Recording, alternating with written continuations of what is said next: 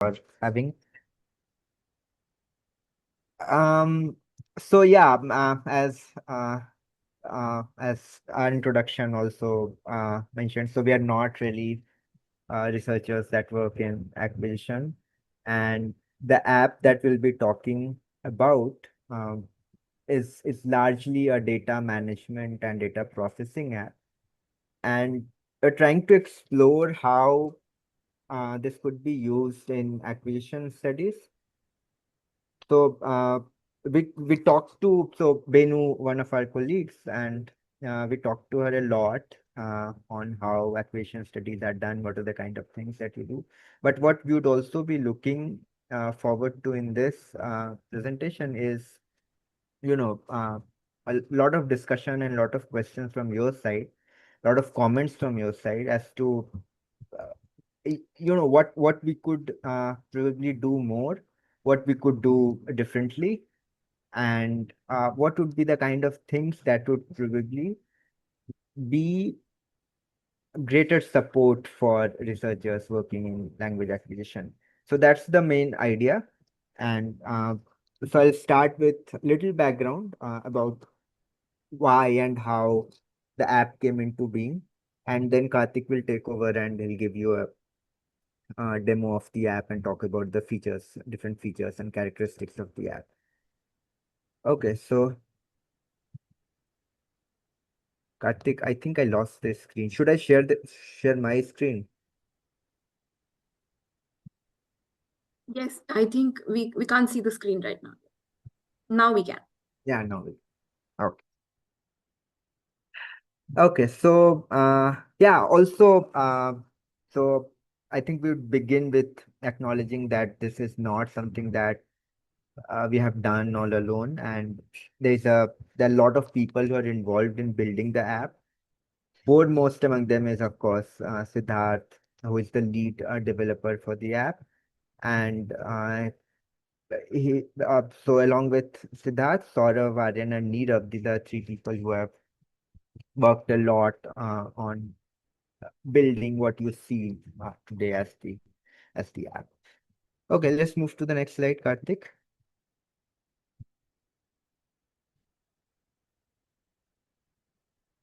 Okay, so why this uh, matters now? Why this app has certain? So we have been working on this for the last 5 years now. So a little under 5 years. Uh, when we started and when Siddharth and I essentially started working on this app. But in the last 5 years, things have changed a lot uh, across, I mean, at least in the language technology side of things. Uh, Probably things have changed all over because of the changes in the technology field. So also in general, I think over the since the advent of the computers, there have been this rise in the amount of data that one could work with. So the volume of data has kind of increased, and it has been increasing ever since, right? And in the last 5 years, what you also see is what one could call AI revolution, and or in the mid, we are in the middle of that revolution. So which there are tools and there are models, there are technologies that could help you in processing large amount of data pretty quickly. Now, there have been apps and tools all along, I mean, before this as well, but they were never so accurate as it is at this point of time. And it was probably never more attractive to work with those things, those apps than it has been now. There is also greater amounts of infrastructure support available in terms of not only hardware capabilities, of course, that has increased a lot, so you could run a lot more processes on the system, but also in terms of, say, things like bandwidth availability, internet availability. So those are the kind of things that allows us to collaborate for research more efficiently and uh, with greater number of people. So all of these different developments have contributed to the development of the app as it is today. So uh, it's only within this context that an app like Matra Lab would probably work, and we'll see why I'm saying this, but it's only in this context that we could think of something like this to be a practical solution. Yeah, next slide, please, Karthik. Okay, so what we think, and this is what I've seen outsiders' view about what would be helpful for the acquisition researchers, and I'm sure that this will be probably or most likely very different for people who are actually working on this acquisitions for researchers like you.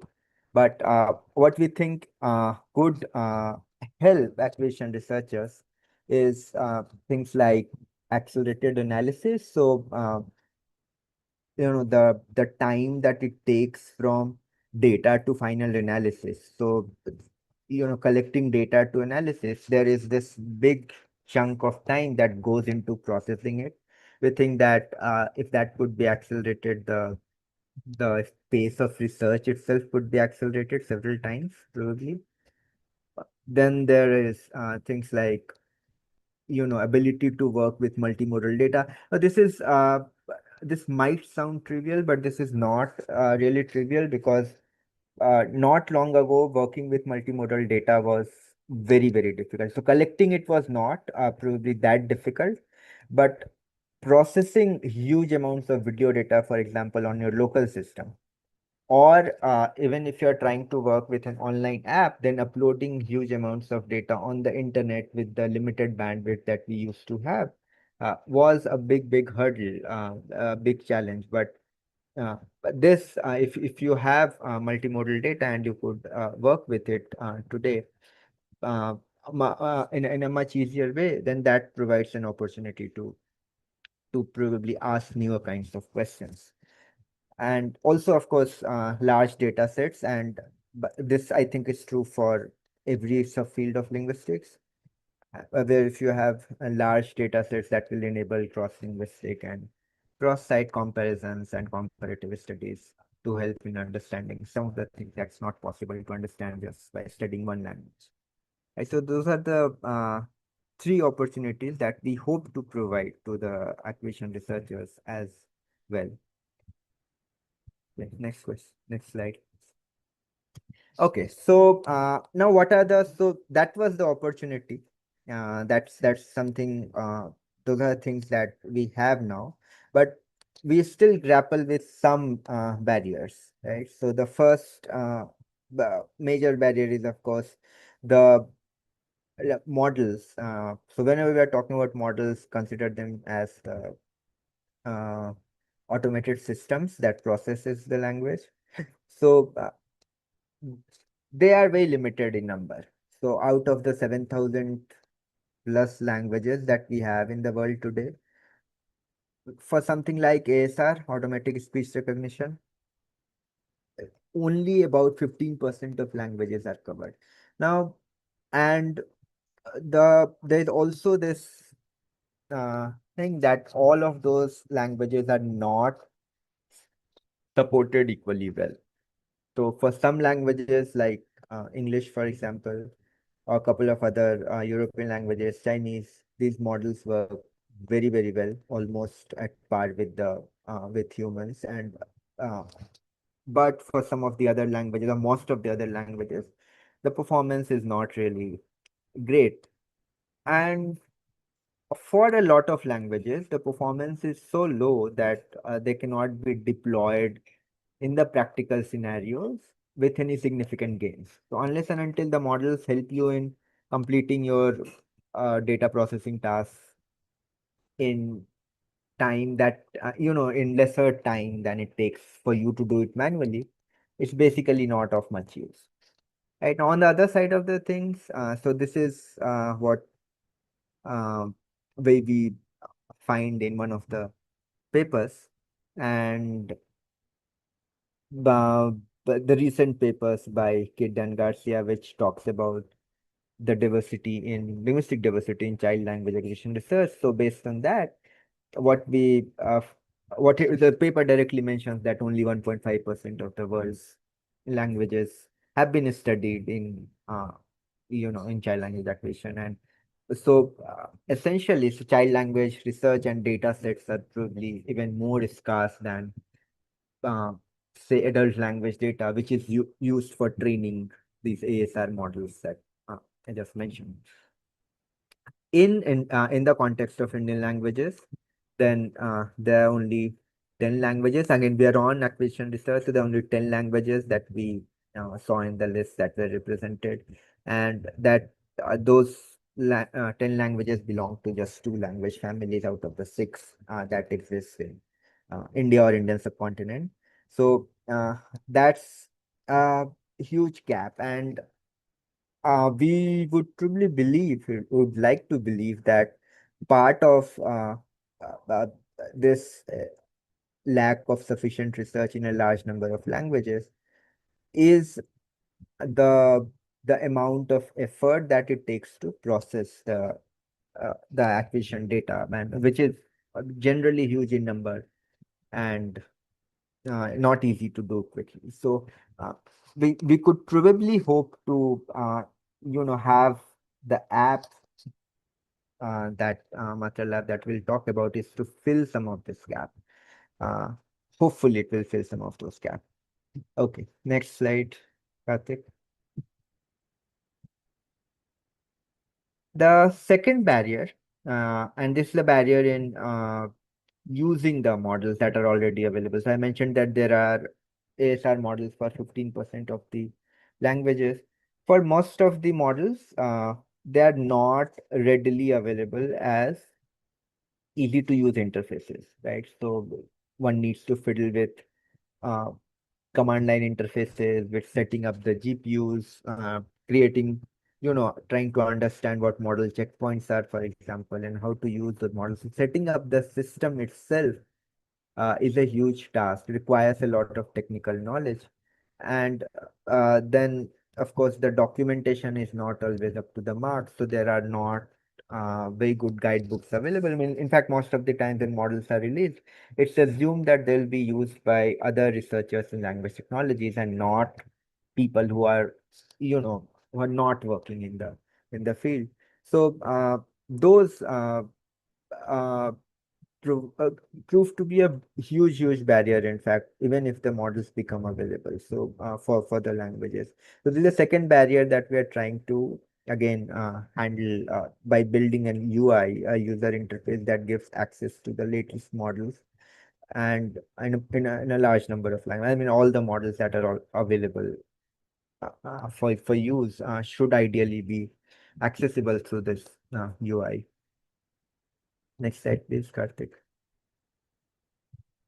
Okay, the third barrier then. So if you have the model, if it becomes accessible, then uh, any given model does not work equally well for all kinds of data. So, for example, there are models that will work very well for studio recorded adult speech, but for spontaneous child language, it just fails completely. Right? So also models which are trained on, say, more formal speech, less conversational speech, and less interactive speech, they don't work really well with uh, natural interactions, as you would say. There are other issues as well. So, for example, if the data that you are trying to process has a lot of background noise or a lot of overlapping speech, uh, if it has code switching, um, then it becomes difficult for the models to work out of the box. However, there is always a way to fine tune those existing models uh, with little amount of data so that they become better with the specific kind of data that one is working with.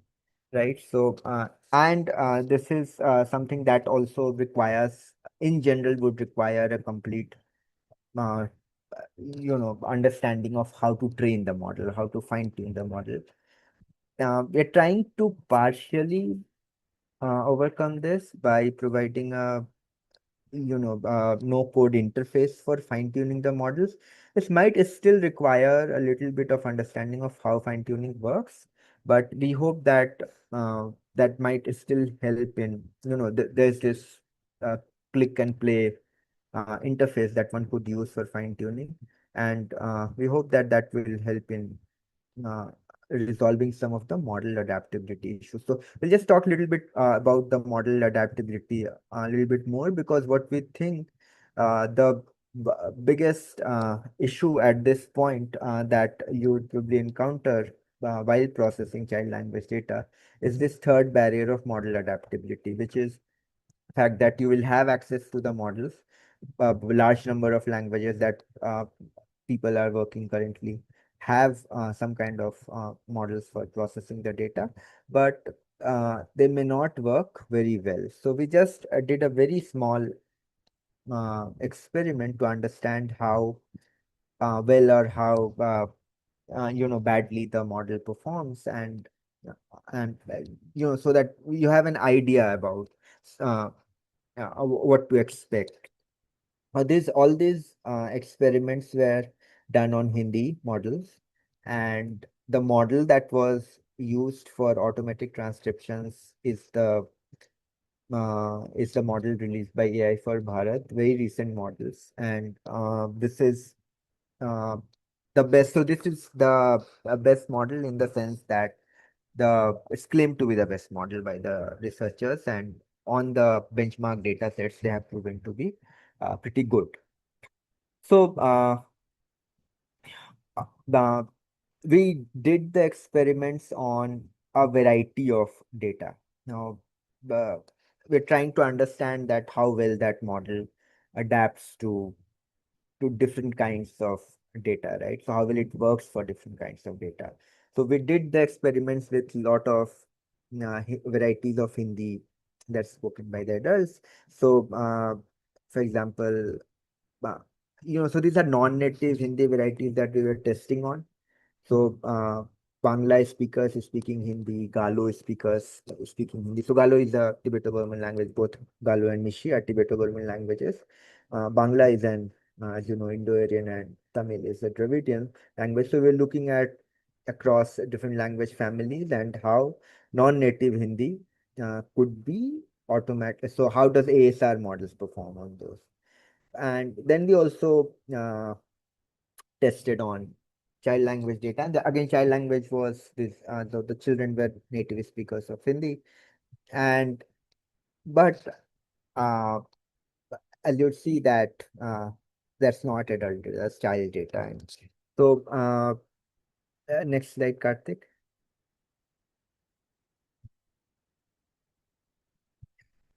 So this is what broadly the results uh, are. And as you'd see that for most of the varieties, even non-native varieties, the model performance is uh, kind of okay. So it varies. Of course, it varies, and it varies a lot actually. So, for example, if you look at PM Modi's speech, and uh, so the model itself is trained a lot on Prime Minister's speech, so it's expected to perform good for that. Still, the word error rate, because the speech that we took for this experiment was I think was an election rally speech with lot of background noise and lot of overlapping from the audience, from the crowd. So all of that was there, and still the model managed to get a performance which was not very bad. So an error rate of 21.49 is is is generally pretty good. So which is in comparison to, if you look at the first one, that's our benchmark, in the sense that this is the inter-transcriber agreement that we got for Hindi transcription, and which is 12. And that's the amount of disagreement between two transcribers, and we would expect the machines to be slightly better than uh, not slightly better, but to achieve performance which is equivalent to this. Now, then if you look at the uh, other varieties such as the the Hindi spoken by the Bangla speakers or by Galo speakers, you see that there is a uh, drop in performance. So lower the word error rate, the better the model is. So as these bars go higher up, that means that the model has performed worse for those kind of data. And if you look at the data of a 5 years old child, you'll see that it's almost uh, the performance of the model is almost similar to that of uh, non-native Hindi speaker of Nishi, right? And however, what is really disheartening to see is the fact that if you try to process the child language data of a 2-year-old child, the model completely fails in that. So the word error rate goes beyond 100, which essentially means that it even fails to recognize that there is human speech and at several places. So if you're trying to process this kind of data, if you're trying to process data of very small children, then the model will not work as well as it has been claimed to work for a Dutch language. And we think this is a real problem because, uh, I mean, it's especially when you're working with acquisition data, we really cannot say that you start working when the child is 5 year old or older. So a lot of it, but of course, the in between 2 to 5 years old, you'll notice that the model has improved.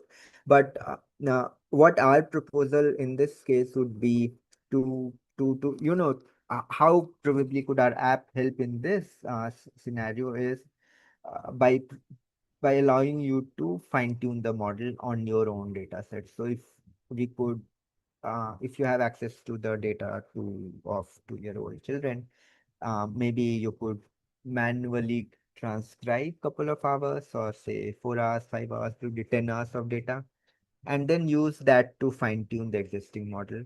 The performance will definitely improve manifold and you'd be able to use that data. So that's the proposal at this point.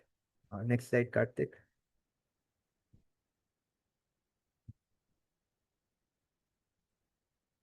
Okay, so we also ran a little bit of qualitative error analysis, and most of the time, so on all of this data, so these are the four major um, patterns or scenarios where the model doesn't perform very well, right? So developmental speech, which is the child language data, and of course if there are a lot of speaker overlap, if there is a lot of background noise, and also in cases of code switching and mixing, the models don't perform well. And these are the exact scenarios where we think that fine-tuning models on the specific data sets would help in improving the models.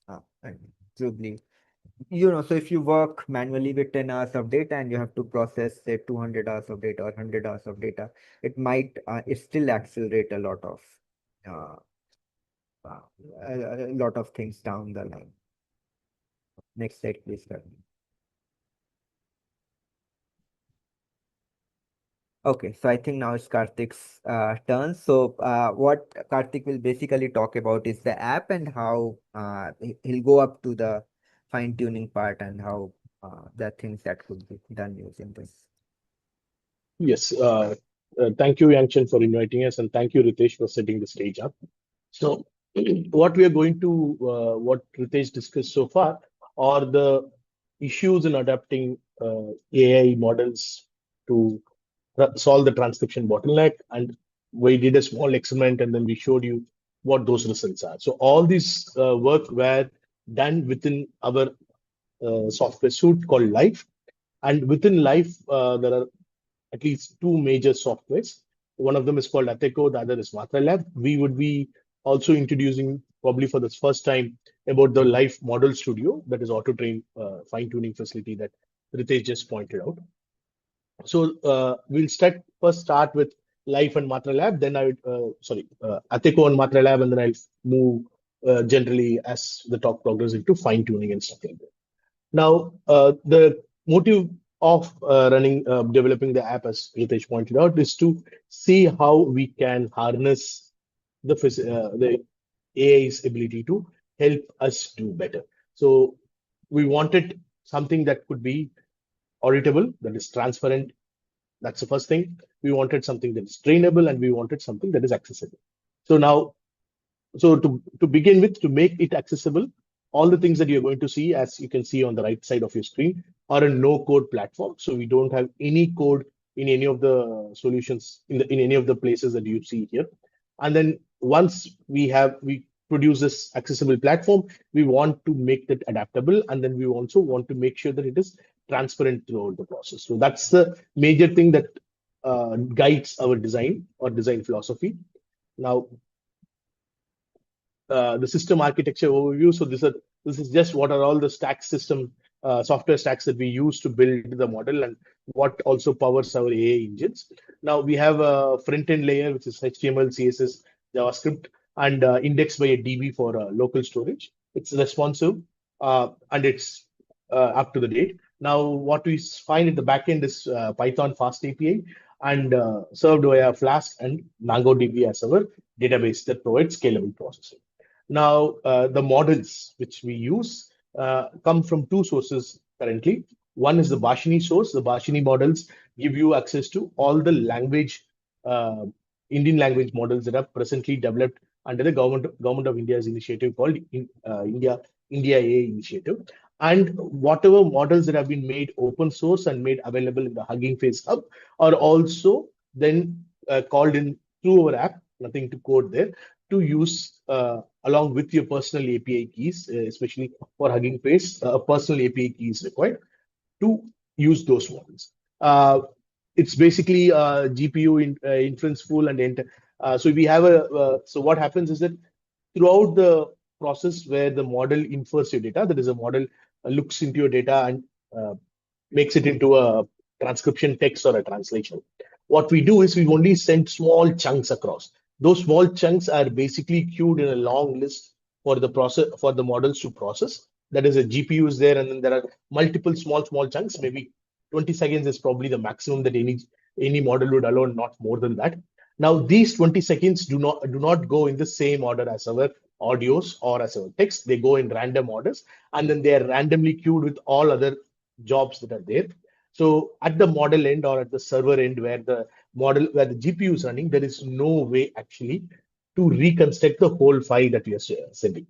So the model, when they process the files, they process bits and pieces of the files, that to a 20-second level maximum, and those necessarily can only be logged and never be reconstructed at all, because the rate at which the model processes data is too heavy for it to reconstruct any of the data after you give. So models then necessarily don't know your data. So models don't know your data. Models only know the acoustic signals that go from the data. So in that sense, they're completely private and secure. So people don't listen to your audios. Servers don't listen to your audios. That's what I'm trying to tell you there. Secondly, the first app that I'm going to introduce is Ateco. It's an integrated data collection platform. It's multi-format support.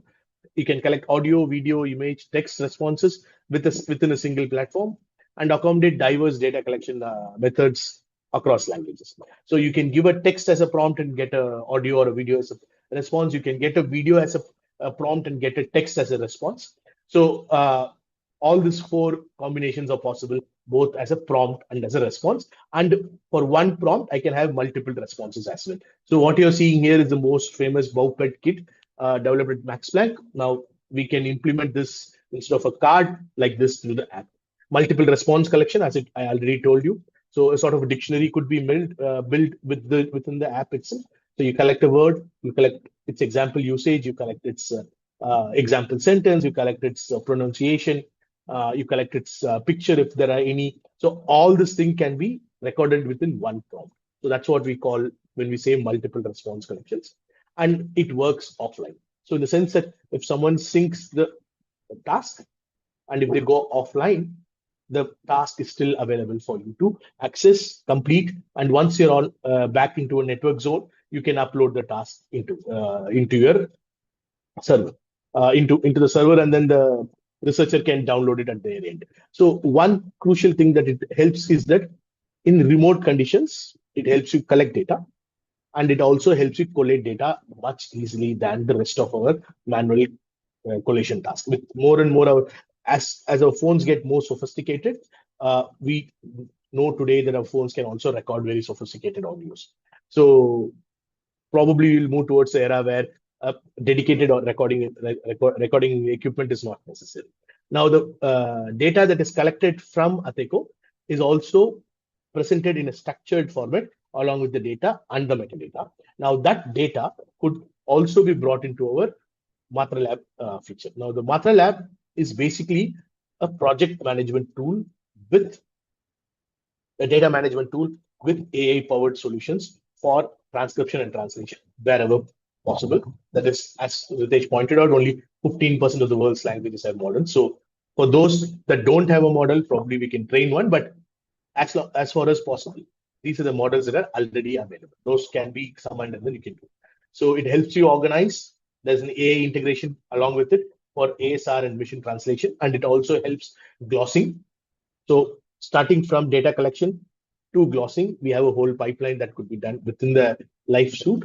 Then there is a timeline editor, so you can see it for timeline annotations. You can use this to do it. So what you see on the screen towards your left is basically a chunk of audio that has been segmented, and then I can add those transcriptions and translations there. So what you're seeing here is I've added transcription in multiple scripts. So I can have multiple tiers added. I can also annotate for gesture. I can add another extra tier there. I can also do other forms of labeling. If you're interested in, let's say, content analysis, that could also be done here. Now, in addition to this, as we pointed out, all the AI system is human in the loop system.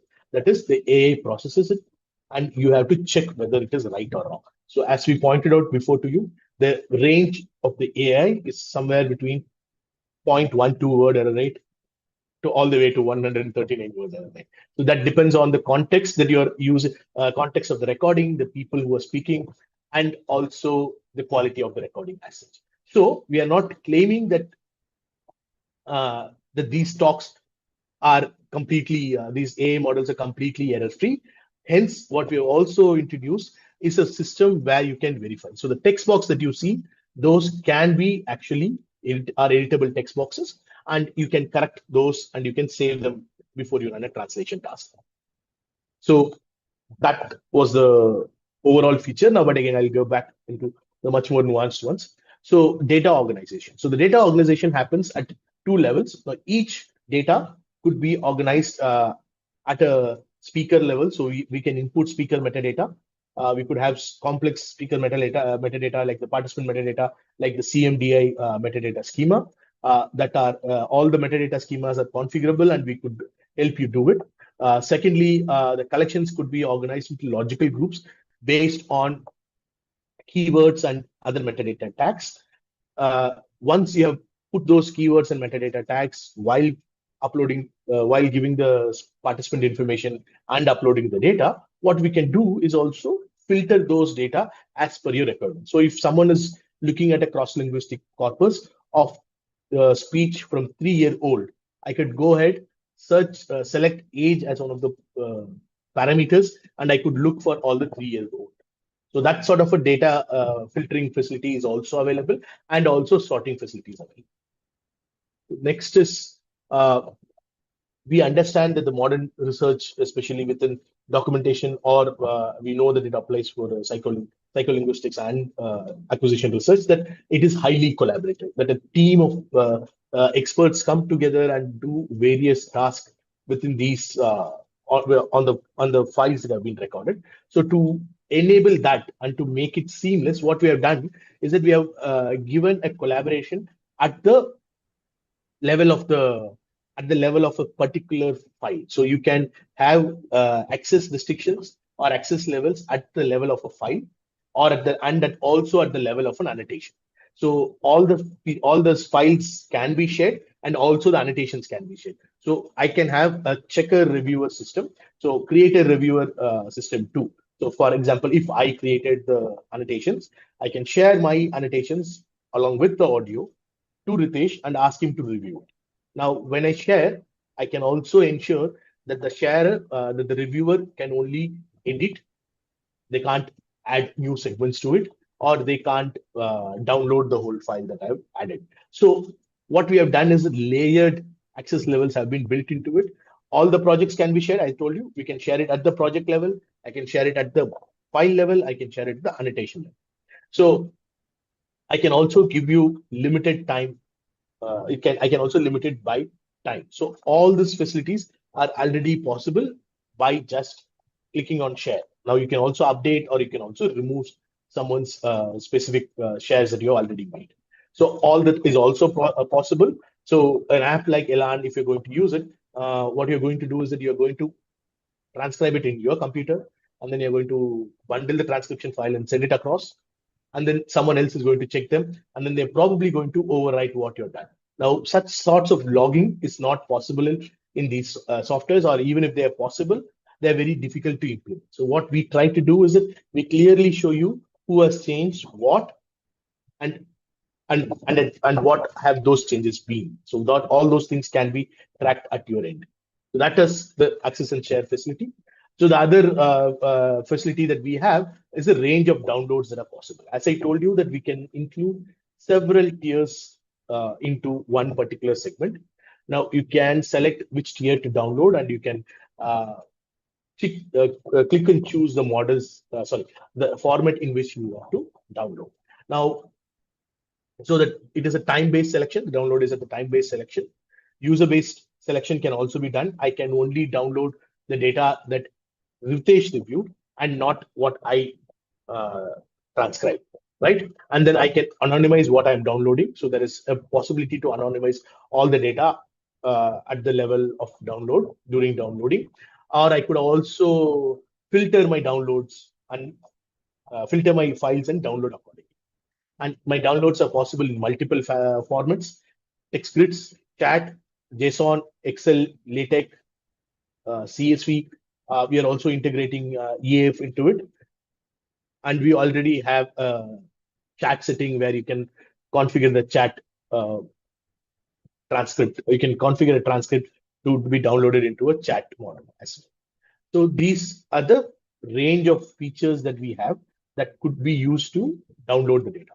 So as I pointed out, what we are presenting is an end-to-end model, sort of an end-to-end research flow, starting from multimodal data collection to starting at segmentation using MatraLab, transcription within the MatraLab, and also complex layers of annotation. As I pointed out, transcription and glossing are one layer of annotation, but I can also build on several aspects of labeling, like we could do in Prath or in Elan, add more tiers to the data. So, and then I can also export them in multiple formats, and we are constantly upgrading the formats as per user requirements too. So we have added chat because someone is interested in doing language education data. So we would be adding Elan as someone is interested in language documentation. So we are adding those as and when we require.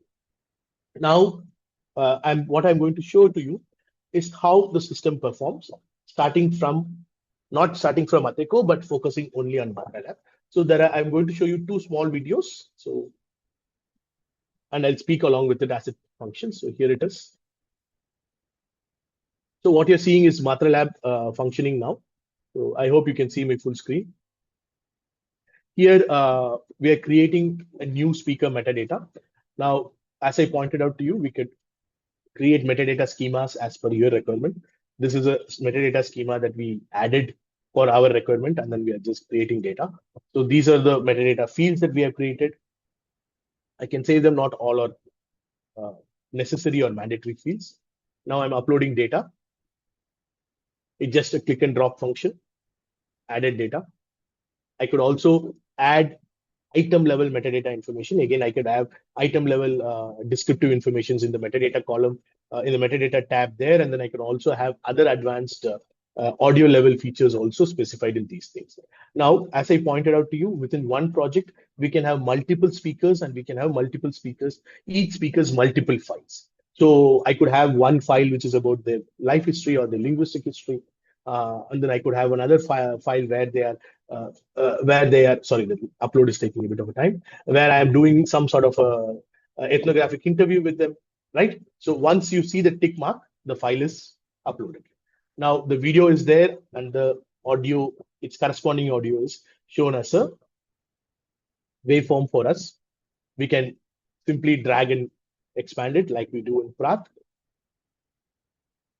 It's just a timeline editor, so you can simply select, drag, and a segment is created.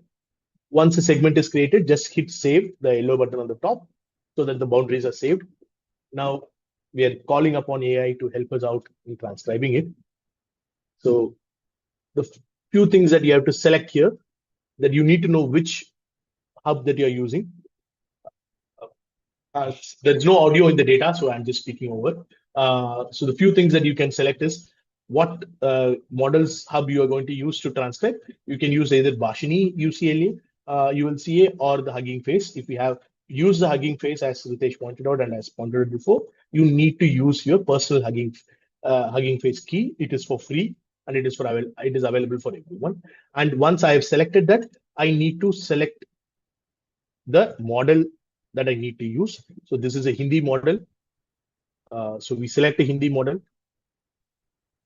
And then we also decide, we also need to be very sure that the right audio language and the required scripts are selected. So you can see in the side here that it is still blank. We are going to hit transcribe. It takes a few seconds based on the length of the audio. And here it is in IPA and in the local language, and in the local script, that is Devanagari in Hindi here. Similarly, you can correct those. We can see that a question mark was added. We saved them. Now we can translate them, just sync translation. So whatever corrections I did would be fixed there. So I can do, if I correct my Hindi, my IPA will also be corrected. If I correct my IPA, my Hindi will also be corrected. So either of this correction is possible. Once my transcription is validated, I move to translation, where what I do here is I again call upon a machine translation model to help me select. So select the right models. We are doing the Bhashini Hindi English model, which is going to help us translate it. So we selected the source language and its script, Hindi in Devanagari. So it is going to target the Hindi in Devanagari and translate to English and produce me the translations in Latin script.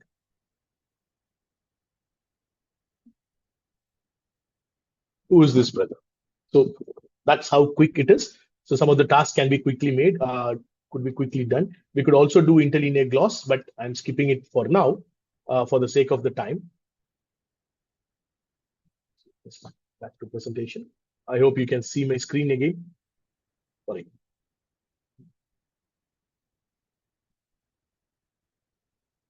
So what you saw is an example of how you could process data with Matra Lab. Now, all the features that we spoke to you are already there. Now, we also told you in the beginning of the speech that a lot of models are not available. Very few models are available across the world. And what we wanted to do is also fine tune some of the models that we already have. So one thing that we have done is we took Hugging Face auto train facility, configured it to for the first time to train speech data, because this is something that no one has done so far. So we have configured our auto train to work on speech data building, speech data model building, and fine tuning as well. Now, this helps us give data curation, documentation. So auto train has all these things. There is a UI wizard that helps you prepare the data, validate the data, and select it. There's also a documentation that generates the models and ensures reproducibility and transparency. We clearly tell you how the model is created. You can do it two ways. We can have an in-house GPU and we can train the model within your own IT infrastructure, or if you don't have one, you can also rely upon GPUs from outside. So that is also possible. Now, it's one-click fine-tuning with base models, epochs, and learning rates. Now, as Ritesh already pointed out, fine-tunings would still require you to know a bit about what are these terms are and how to use those terms. So there are no clear protocols like a scientific research here, but this is sort of an art that people are doing and learning as they go. Now, one of the things that we recommend people is that Hugging Face offers GPU for free for some people. So if you have Hugging Face Pro or an enterprise account, you can use their GPUs as well. Now, this is the Hugging Face interface. I could show you a video of this rather than this. So this shows you how the whole model fine tuning is. So what we are trying to do is we are trying to fine tune speech recognition model. We are taking Facebook's wave to wake model, and then we are trying to run it on the data set that we have at our end. It's just an Excel file, CSV file. That's what. Start training. Done. So there are the auto train facility. I'll just go back once up. So the auto train facility has 3 sections here. To the left are the tasks that you have to select. As I pointed out to you, automatic speech recognition tasks were not there. We have built that out, and then that's what we have also contributed to the Hugging Face groups as well. You can select the hardware. You need to select the basic parameters on which that you want to run it. At the middle, you see what you need to select is the model that you're going to fine tune and the data set where it is available. That's all it is. Once you have done that, if you want to play around with the parameters, please do and start training. Once you have started training, if your training is successful, you will get a message that tells that the training is successful. Now, as I pointed out to you, that there are much more complex parameters available. Once you enable the this is just once you enable the advanced view in the parameter selection, you could see all the advanced features that are already available, which you can change and experiment with to fine tune your models. So with that, our Hugging Phase 1 is done. So we are just going back. So what we are trying to build here is an ethical and an responsible AI implementation. Now, we wanted to start from the beginning when we want to use AI models, be transparent, fair, and ensure that our data is secure, and also anonymize wherever required. Now, throughout our base, you can see that all the steps we are ensuring that there is complete ethical standards and responsible AI measures are put in place. At the data security level, while our platform can also host data, we are moving towards becoming a full GDPR compliant platform. We are almost there. There are just a few audit trials that we need to complete for us to become a GDPR platform. So I'll just quickly wrap through this. What are the future directions? We are looking to build a community of researchers who are interested in Indian languages and try and develop models and validate models that have been developed. We are also offering training programs where computational tools, linguistic research methods, and linguistic communities can be bridged. Like create a language technology truly for all communities, not just for the 15% of the languages that are spoken. An innovative pipeline, as I pointed out, ASR model within the auto-train facility is the first to be done. We're the first to do it, and we want to ensure that it is accessible and inclusive for all groups. When we say group, when I say all groups, we say language and research communities equally. So that's it. This is our team, and for any information, you can contact us here. You can, if you're interested in our app, you can Google, you can go to GitHub and pull it out and then try to build it at your own end. This is all open source that we do. You can also write to us. Now, I think we can open for questions. Open for questions and discussions. Hi. Hi, yes. Thanks so much, Ritesh, Karthik, for that wonderful talk. Lots that we got to learn. I'm going to open the floor for questions. You can raise your hand or put your question down in the comment box.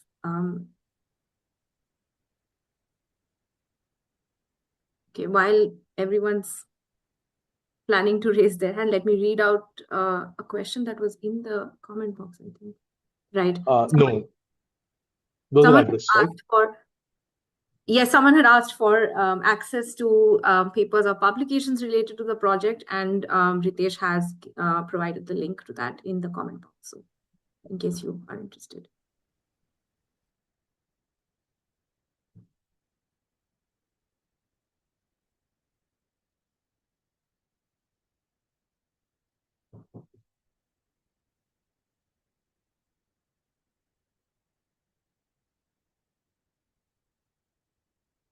Right, we wait a bit for someone, if someone has a question.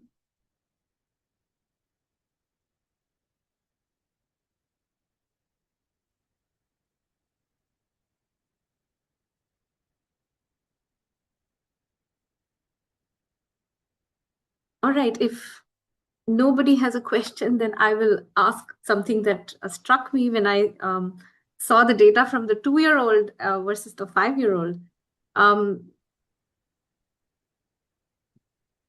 Yes, okay, Lilia also has a question. Lilia is hosting with me. So I will go ahead and put my question and then read out Lilia's question. So about the 2-year-olds and the 5-year-olds, so there seems to be hope for the 5-year-olds. The 2-year-olds, it looks a little scary. But if there were a conversation between an adult and a child, which is also a kind of data we collect, right? What would the model do? Would it be okay with the parts where the adult is speaking and sort of mess up where the child is speaking? Yes, that's what we would expect, Yangshan. So if you notice, we could make those segments, right? So uh, it will get all the adult segments correct. Most of the adult segments would be correctly marked. It might miss some of the child segments, and while transcribing the adult segments is going to be, much better at par with the numbers that we showed. For the children, again, it would be, it may not be as good as the adult ones. There could be other factors at play as well. So for example, uh, the so the volume of the audio or the loudness of the child speech itself, that might also have some role to play in this. And uh, there could be also how much of overlap is there, things like that, how much of noise is there in the background. So all of those will play some role in how the model ultimately performs. But it should still get, unless you're a 2-year-old working with 2-year-old child data, then probably, yeah, it looks really scary. But otherwise, you should get your on an average 70 to 80% of your transcription work done Right. by the model. Yeah. At least for the older kids, yes, it seems like we have a lot of hope.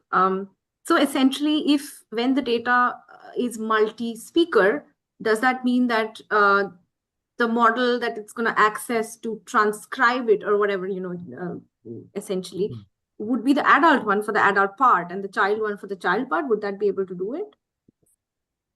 I don't know if I make sense. Yeah, there's no model for the child part as of now. But if Right. you I mean, if would we were have, to have one, if we were to say yeah, train, then yeah, then manually you could, transcribe and yes, then you could use separate models for separate segments.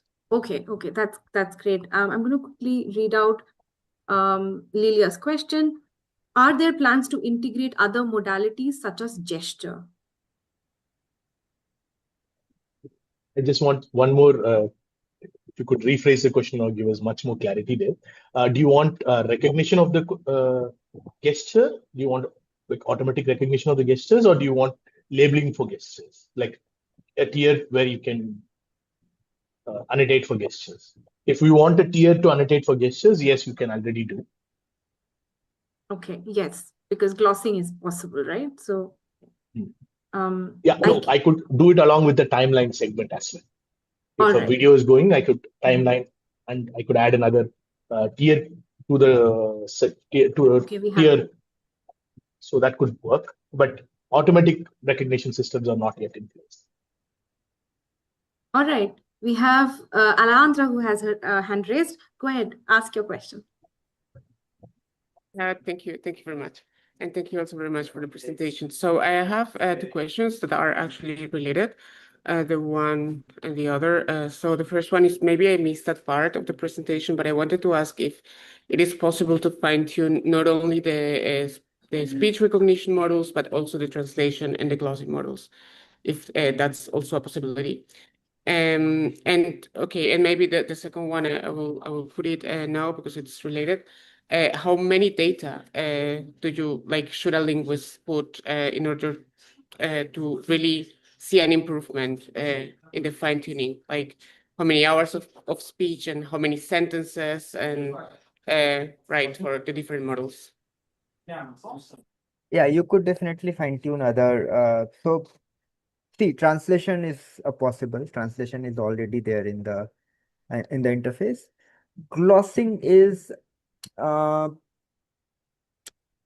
for glossing, what we need is a more detailed data. I mean, also that you may not need to you may not be able to fine tune using the same interface, the auto train interface. We're trying to work on that. The reason being that the ASR and machine translation models, they're generally what's called neural network models. So that's a different, more recent technology. Glossing, on the other hand, doesn't require GPUs and all of those technologies. So uh, we could build that's not there as of now, fine-tuning glossing. But this is something that we're working on. That's in the pipeline. So maybe in the next couple of months, or maybe in 4 months, definitely by the end of this year, we'll have you'll be able to fine-tune the glossing models as well. Okay. And how much data? It's very experimental. So, and I mean, so it could only be empirically uh, understood how much data is needed for fine-tuning the models. But say, if you have 2 hours of data, for example, right? So, uh, 2 hours of 2-year-old child's data, and then you use that to fine-tune the existing model. That in itself will lead to an improvement in the model's performance. So the process is kind of iterative, improving the model, and you stop when you think that it's sufficient. So it might just be the case that the specific model that you're fine tuning, it might just improve with, say, 5 hours of data, and you may not need to fine tune it further. But there could be other models or other kinds of data where you may need 10 hours, 15 hours of data. But having said that, it's never going to be huge amounts of it. It's not going to be thousands of hours of data to fine tune it. So the amount of data to fine tune and improve the model should not go beyond 40 to 50 hours of data. And within that range, any model should start working well for any domain or any kind of data. Okay, thank you.